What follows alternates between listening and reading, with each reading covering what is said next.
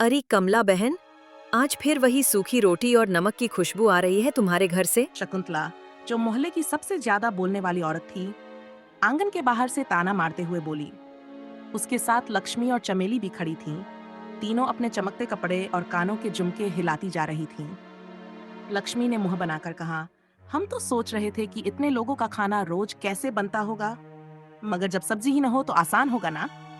तीनों हंसी।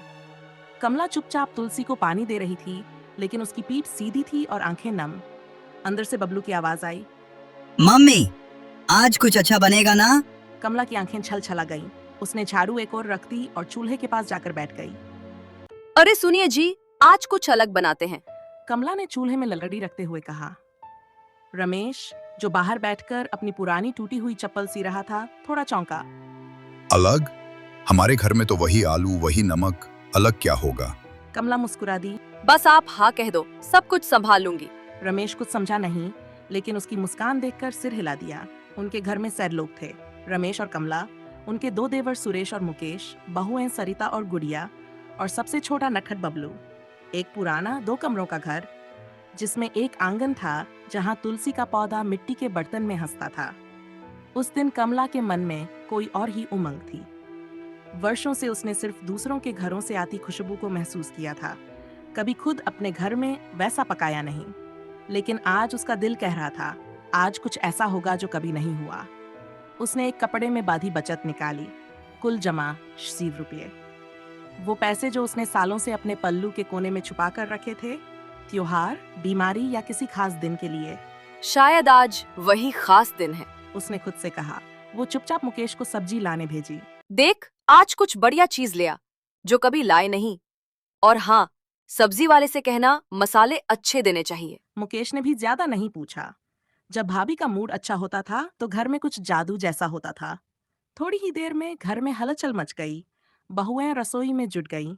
सरिता ने बर्तन मांजने शुरू कर दिए। गुड़िया चावल धोते धोते बोली। भाभी, आप बता दो क्या बनाना है, मैं मोबाइल से देख लूंगी तरीका। कमला बोली। मोबाइल की नहीं, आज दिल की रेसिपी से बनेगा खाना। जब मुकेश बाजार से लौटा तो थैली में कुछ देख सबकी आंखें फैल गई। साफ मुलायम पनीर के टुकड़े। सरिता हक्की रह गई। भाभी, पनीर हमारे घर में? गुड़िया ने तो सीधा पनीर को हाथ में लेकर कहा। वाह, ये तो वही चीज है जो टीवी वाले टिक्का टिक्का बोलते हैं ना। कमला ने मुस्कुराकर कहा, हाँ, आज वही बनेगा, पनीर टिक्का मसाला। घर जैसे एकदम जाग उठा हो। आंगन में तुलसी के पास रखी रसोई की जगह पर मिट्टी का चूल्हा जलाया गया। बहुएं खुशबूदार मसाले पीसने लगीं। टमाटर, अदरक, लहसुन और हरी मिर्च को सिलबट्टे पर पीसकर एक गाढ़ा लाल रंग का पेस्ट तैयार किया गया। बबलू उत्सुकता से बार बार पूछ रहा था। मम्मी, ये पनीर टिक्का क्या होता है? शिवू, देवर और घर का जोकर, बोला। अरे, ये वही चीज है जिससे अमीर लोग फोटो खिंचवाते हैं खाने से पहले। सभी ठहाका मारकर हंस दिए। कमला ने सारा काम खुद नहीं किया।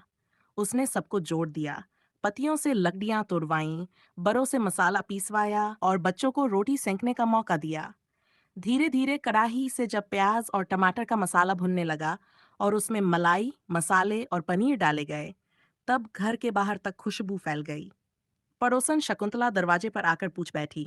बहन जी, आज कोई शादी है क्या? बड़ी जबरदस्त खुशबू आ रही है। कमला ने मुस्कुराकर जवाब दिया। नहीं बहन, आज तो बस हमारी किस्मत पक रही है।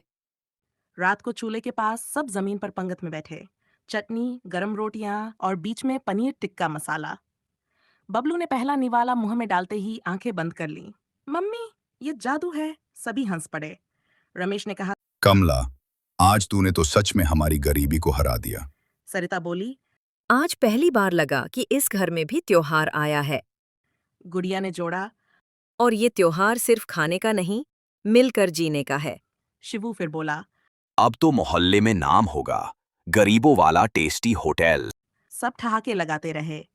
रात देर तक आंगन में बैठकर सब गप्पे मारते रहे। पंखा नहीं था। लाइट भी कभी कभार चली जाती थी, लेकिन उस रात नहीं थी, क्योंकि उस दिन एक गरीब परिवार ने मिलकर वो स्वाद बनाया था जो किसी 5 सितारा होटल में भी नहीं मिलता। अपनेपन का, मेहनत का और दिल से बने खाने का। अगले दिन अखबार पढ़ते हुए रमेश ने कहा। कमला, अब पनीर बचत में भी जोड़ा जाएगा। कमला मुस्कुराई। हाँ, महीने में एक बार राजा रानी बनने में क्या हर्ज है। और वो घर जो कभी सिर्फ गुजारे की सोचता था, अब धीरे धीरे खुशियों की रेसिपी सीख रहा था। थोड़ा स्वाद, थोड़ा साथ और बहुत सारा प्यार।